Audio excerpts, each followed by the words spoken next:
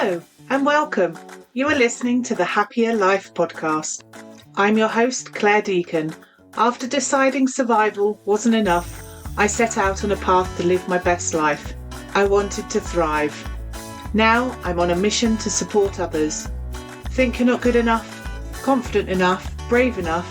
I'm here to tell you you are, and you can achieve anything.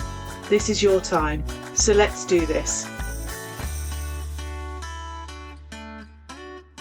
Hello and welcome back to the Happya Life podcast. I'm Clare Deacon, a positive psychology coach, trauma-informed therapist and founder of Happya. And today we're diving into something I know so many of you feel, even if you don't have the words for it. Anxious in overdrive. It's that feeling like your mind is racing, your heart is thudding, your breath is shallow, and you can't quite land anywhere. It's the kind of anxiety that doesn't wait for something bad to happen. It shows up without warning and overstays its welcome. This episode is for you if you've ever found yourself wired but exhausted, struggling to relax, even when nothing's technically wrong. If you find yourself overreacting to the small things, replaying conversations over and over, or feeling simply like you can't quite shut off your mind, you're not broken.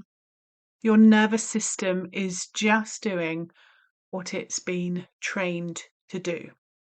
And the good news there is there are effective ways to shift it. So we're going to unpack what it means to be in nervous system overdrive, why it happens, especially for women who've lived in survival mode, and most importantly, I'll guide you through a series of 5-minute regulation tools that you can use anywhere, anytime, no apps, no equipment, just you, your body, and your breath. So take a moment to let your shoulders drop right now. If they've crept up round your ears, and let them loose and take a slow breath because you're here and you're already getting started. So let's start by naming what nervous system overdrive really is. We can often call it anxiety, but underneath that, it's a state of hyperarousal. It's a survival response where your sympathetic nervous system has taken the wheel. So that's your fight or flight system, and it's designed to keep you safe. But when it constantly activates, everything starts to feel like threat. Deadlines, social media notifications, even silence can be uncomfortable. For many women, especially those who've lived through trauma or constant pressure, your central nervous system may have learned that being on high alert is the safest state to be in. Your amygdala, the part of the brain that has this function in it, gets stuck. So perhaps you grew up watching for danger before it arrived, reading the room before you even walked in, anticipating everyone's needs so that you could stay safe, so that you could stay liked, or you could stay hidden, so you could be small. And over time, that becomes your baseline. So I can remember working with a client who told me that she can never fully relax. It feels dangerous. And that hit me because I've felt that too. When you've spent years living in survival mode, stillness doesn't feel like safety. It feels like vulnerability, as though you should be on guard all of the time. So, what does this state actually feel like in your body? Maybe you can recognize some of these symptoms. Perhaps you experience racing thoughts. You have shallow breathing, a tight chest, fidgeting, restlessness, digestive issues, a clenched jaw, difficulty concentrating, irritability, a constant sense that something bad is about to happen. And here's what's important to know. This isn't all in your head. This is your body's survival system working overtime. Your brain is scanning for threat. Your body is preparing to respond. And unless you actively shift that state, your system won't reset on its own. But there is hope. And you don't have to meditate for an hour or escape to a cabin in the woods to feel better. 5 minutes can make a meaningful difference when you know how to work with your nervous system and not against it. So, I want to share a tool I use personally and teach my clients all the time. I call it a 5 minute reset, and it's not a gimmick. It's based on how your vagus nerve communicates safety to your brain. So, the first part is to find safety in your body, and the fastest way to do that is through breath, not just deep breathing. I want you to focus on extending the exhale, and here's how.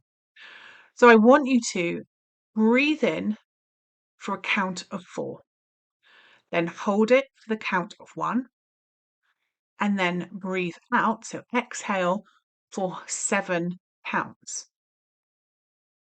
And I want you to do that 3 times. And here's why. When you lengthen the exhale, you activate the parasympathetic nervous system. It's the part that's responsible for rest and digestion, and it gently tells your brain that we're okay now. So, the next task is to find grounding. So, press your feet onto the floor. Feel that contact. Feel your legs. If you're standing, shift your weight slowly from side to side. And if you're seated, you can press the palms, your hands together. This physical input reminds your body that you're here now, not back in the past or not in the future, but you are safe in this moment. Okay. Next, I want you to turn your head slowly from side to side and notice 3 things you can see, 3 things you can hear, and 3 things that you can feel in your body. So, this task helps your brain take in the environment. It switches off threat detection mode and switches on presence. You might notice a small shift already. Maybe your jaw has softened or your breath has deepened. Or maybe nothing changes immediately, and that's okay too, because your body might just need time and repetition to trust safety again. The key is consistency. These tools are not a one and done, they're habits you build over time, just like brushing your teeth. You do them before the crisis so that they're there when you need them the most. Remember what I always say, well-being is not a one and done, it's a constant process. You have to keep refueling, you have to keep investing in yourself. So when you think about it, what I've just taught you, where can you use that 5 minute reset? Literally anywhere. You can do it in the car before school drop off, in the loo, work while you're waiting for the kettle to boil, in the queue at the supermarket. Do it before a difficult conversation or when you can feel the wave of anxiety building. And if 5 minutes itself feels like it's too long, start with 1 and build from there. You're not doing it wrong if it doesn't feel like magic right away. You're doing it right because you're showing up for yourself. It just takes time to feel safe. So let's talk briefly about why this works, because understanding the science can help override the shame. Your vagus nerve is like a communication highway between your brain and your body. It affects your breathing, your heart rate, your digestion, your voice tone, and your emotions. And when it's underactive or overwhelmed, you can feel disconnected, anxious, flat, or hyper alert. When you stimulate it through breath, voice, sound, or touch, you literally reset the system and begin to regulate. That's why humming, singing, gentle breath work, warm drinks, cold drinks, even laughter are all regulation tools because they speak the language of your nervous system. So, I want to address something I hear often, but I don't have the time to do this. I'm too busy. And I get it. Life is full.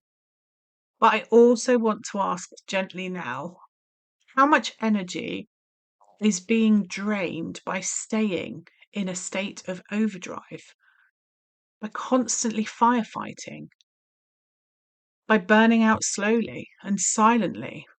What would it be worth to you to feel even 10% more calm, more grounded, more yourself? When I finally integrated these resets into my day, everything really began to shift. I didn't wait until the kids were in bed or work was done because we know we never get to the end of that list. I started doing them in the in between moments, and over time, I felt more anchored, more clear, more capable. It enabled me to take the next step and then the next and then the next. And I want that for you too. And here's what I know: reaching out for support when you're in this state can feel like one more thing to do. Maybe you're thinking, I'm not that bad. I should be able to cope. Or there are others who need more help than I do. I used to think that too. I used to believe I had to kind of hit a rock bottom before I was allowed to get help or needed to have help, and that I should be able to do that for myself. Well, what I want to ask you is, what if we flipped that? What if you didn't have to break to begin? What if taking care of yourself before the collapse was the most radical and wise thing you could do? So, if you're listening and thinking, this is me, if your nervous system feels like it's in overdrive most days, if you're exhausted from being on all the time, this is your permission to reach out. Send me a message on Instagram or by email and let me know what's going on. I'll signpost you to the right support, whether that's coaching resources or just a gentle next step. Because you don't need to do this alone. You're not weak for needing help. You're wise for choosing it. So, all that leaves me to say is thank you for spending this time with me today, for making space for your nervous system, for your body, for your peace. I'll see you next week where we'll explore how to stop reacting and start responding even when you're triggered. And I'm sure some of you out there can relate to that. So until then, take the breath, ground your feet, and remind yourself, I am safe, I am here, and I'm allowed to rest. Until next time, take good care of you. If you've enjoyed this episode, ensure you hit subscribe, head on over to my website happiercoach.com, sign up for the weekly newsletter, and let me support you in living a happier life. I'm your host, Clare Deacon. Thank you for listening. Have a fabulous day.